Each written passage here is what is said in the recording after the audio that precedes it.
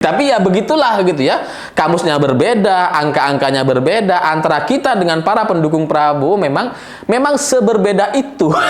Mereka nggak punya etika, kita punya. Mereka menganggap bahwa penculikan itu adalah tugas negara, bagi kita itu ya kriminal gitu.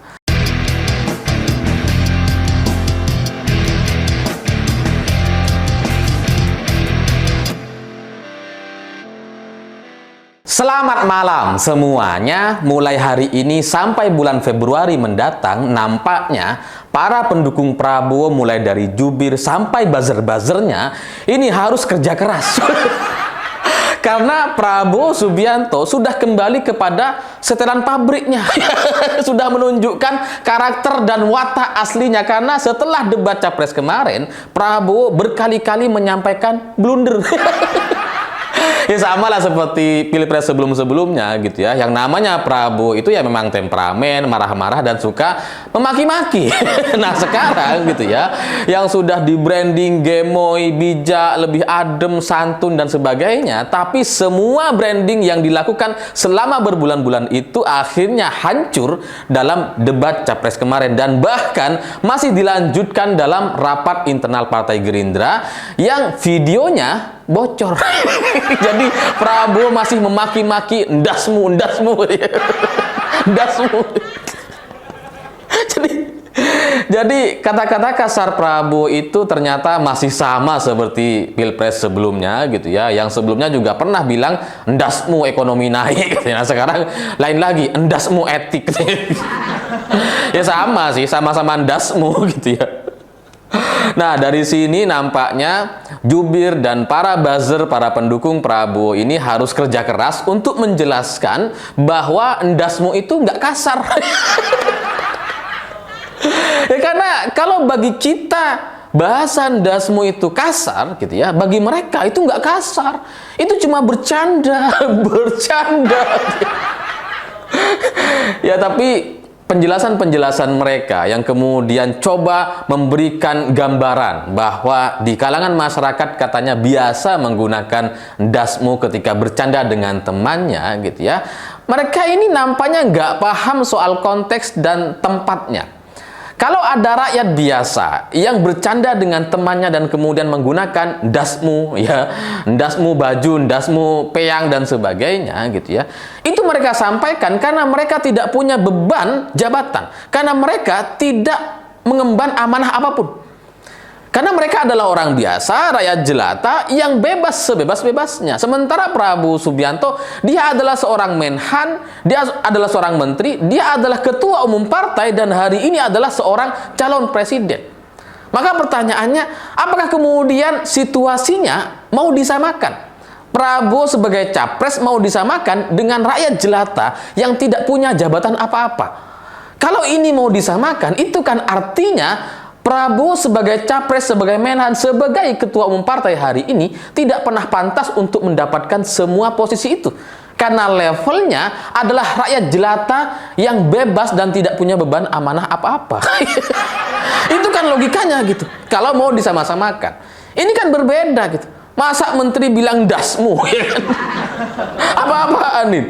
Jangankan menteri gitu ya, di desa kita, kepala desa atau bahkan ketua RT saja, kalau berbicara dengan rakyatnya, dengan tetangganya, itu nggak akan sampai kemudian memaki-maki atau bercanda dengan cara-cara yang kasar seperti ini. Kenapa? Karena mereka sadar dan paham bahwa ada amanah yang harus mereka jaga, ada wibawa yang harus mereka jaga. Ya kalau mereka jadi kemudian bebas mengatakan ndasmu dan berbicara kasar seperti itu kan menunjukkan mereka lupa diri gitu. Lupa dengan amanah dan jabatan yang seharusnya bisa menjadi contoh kepada semua orang. Nah kalau menterinya saja seperti ini tidak bisa menjadi contoh, capresnya seperti Prabowo tidak bisa memberikan contoh. Lalu apa yang kemudian kita harapkan dari orang-orang seperti ini? Apa yang kita harapkan dari seorang Prabowo yang kalau bicara itu kasar sekali? Meskipun gitu ya, meskipun ya sekali lagi ini katanya untuk internal partai, tapi tetap saja ini forum resmi gitu. Kalau kepala desa RT saja tidak berani atau tahu diri untuk tidak bercanda dengan makian-makian sekasar itu, kenapa Prabowo sebagai capres, sebagai menhan, sebagai ketua umum partai berbicara seperti itu? Itu kan artinya Prabowo sebagai pribadi, bahkan untuk jadi kepala desa atau ketua RT saja, dia tidak pantas karena dia tidak mengerti, tidak memahami, tidak menyadari amanah yang akan dia emban. Lah kalau jadi ketua RT aja nggak pantas, apalagi jadi capres. Apalagi gitu ya, kalau kita ngelihat dari konteks endasmu etik. Karena orang-orang, para buzzer, para pendukung Prabowo atau para jubir Prabowo Gibran itu coba menjelaskan gitu ya, bahwa ini adalah bercanda dan sebagainya. Kalau Prabowo bercanda dengan cara yang kasar seperti itu, selain tidak sesuai dengan amanah dan jabatannya, kalaupun misalkan bercandanya itu ndasmu, peyang, dan sebagainya, mungkin loh ya, ini masih bisa cukup dimaklumi, karena ini internal dan sebagainya. Anggaplah Prabowo sedang bercanda dengan kadernya gitu ya. Tapi yang dibilang ndasmu ini etik, ndasmu etik. Dan etik yang dipermasalahkan di sini, yang dimaksud oleh Prabowo jelas adalah soal debat capres, di mana ada dua capres yaitu Pak Ganjar dan Anies menanyakan soal etik dan sidang MK, yang kemudian putusannya membuat seorang paman dari Gibran itu divonis bersalah dan diberhentikan dari ketua MK. Di sidang kode etik MK itu disebutkan bahwa memang Paman Usman ini salah gitu. Nah, ketika ini ditanyakan oleh Ganjar dan Anies, ini Prabowo menganggap bahwa itu nggak penting. Sampai kemudian dia muncul dengan ucapan ndasmu etik katanya. Jadi dari sini sebenarnya Pak Prabowo nggak cuma mengumpat Ganjar dan Anies, tapi juga putusan MK. Jadi ini agak mengerikan bagi saya seorang capres memaki putusan MK. MK ini kan perangkat dari MK. Masa iya putusannya dimaki-maki sama capres gitu? Kan nggak pantas gitu. Atau bisa kita anggap nggak etik. Ya tapi bagi Prabowo ya ndasmu etik. Gimana dong gitu.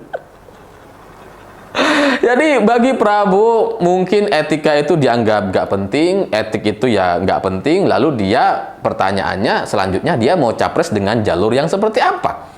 Kalau etik dianggap nggak penting, ndasmu etik katanya, maka itu kan secara otomatis Prabowo seperti ingin nyapres dengan cara-cara yang nggak etis, yang nggak etik gitu, nggak peduli dengan etika dan sebagainya. Sehingga wajar kalau kemudian ada beberapa oknum aparat di daerah itu melakukan tindakan-tindakan yang nggak beretika gitu. Apa jangan-jangan itu juga pendukung Prabowo gitu?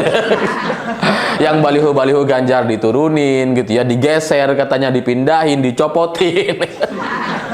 Itu kan nggak beretika gitu. Jangan-jangan disuruh ya. Atau ada aparat-aparat atau orang-orang oknum gitu ya di daerah yang melakukan intimidasi misalkan. Apa jangan-jangan itu mengacu kepada ndasmu etik ini? Kan agak penting lagi bagi mereka yang tidak mementingkan etika, maka semua pekerjaan-pekerjaan tadi yang menurunkan baliho, mencopot dan kemudian memindahkan atau menggeser dan sebagainya, melakukan intimidasi kepada masyarakat, itu yang menunjukkan bahwa mereka sama-sama tidak peduli dengan etik gitu. Makanya kemudian mereka lakukan.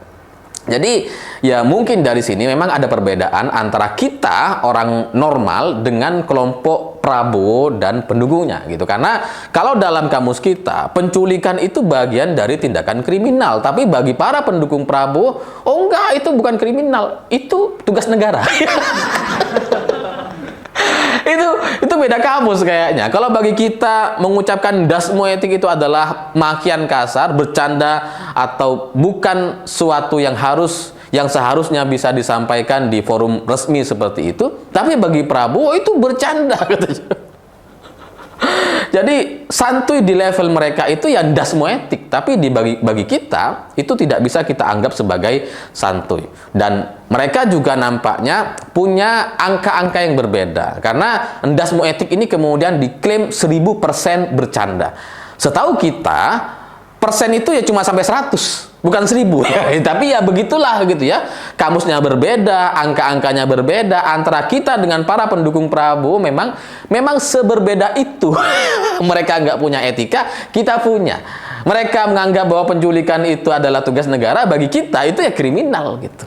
Jadi kalau orang seperti ini kemudian kita berikan kekuasaan, atau hari ini beberapa partai memberikan tiket capresnya kepada seorang Prabowo, itu kan menunjukkan bahwa mereka sebenarnya juga nggak ngerti soal etik. Ya karena mereka mendukung orang yang nggak punya etika kayak gini gitu. Yang nggak tahu tempat, yang kemudian joget-joget di mana-mana, nggak tahu waktu. Ya sama aja gitu. Prabowo juga bercanda, atau menurut mereka gitu ya, bercanda secara kasar di forum resmi, yang seharusnya dia tidak mengatakan itu. Dia juga joget di forum resmi. Jadi nggak tahu waktu, nggak tahu tempat. Dan kalau ini kemudian mereka benarkan, itu karena memang level kita, kamus kita, dan angka-angka yang kita punya sama sekali berbeda dengan kelompok mereka. Kita hanya sampai 100, mereka sampai 1000. Jadi ya orang-orang sembarangan seperti ini memang apa ya, mungkin didukung oleh orang-orang yang sama gitu. Jadi kalau ada orang pendukung Prabowo, ya mungkin mereka sama-sama nggak punya etika gitu. Sama-sama menganggap bahwa etik itu ndasmu etik. Nah, kalau saya memang sejak awal saya tahu bahwa karakter dan watak Prabowo itu nggak akan bisa berubah, dan itu bisa dikonfirmasi hari ini. Makanya kemudian dengan segala upaya, dengan segala tawaran-tawaran, saya tidak bisa mendukung Prabowo Subianto. Dan itu sudah saya sampaikan sejak awal, dan hari ini terbukti bahwa Prabowo tidak berubah, bahwa ndasmu etik itu ternyata bagi mereka itu adalah politik yang santuy, yang bercanda dan sebagainya, yang menurut kita itu tidak pantas diucapkan oleh seorang menteri pertahanan, tidak pantas untuk diucapkan oleh seorang ketum partai, apalagi seorang capres hari ini. Saya pikir itu. Terima kasih sudah menonton.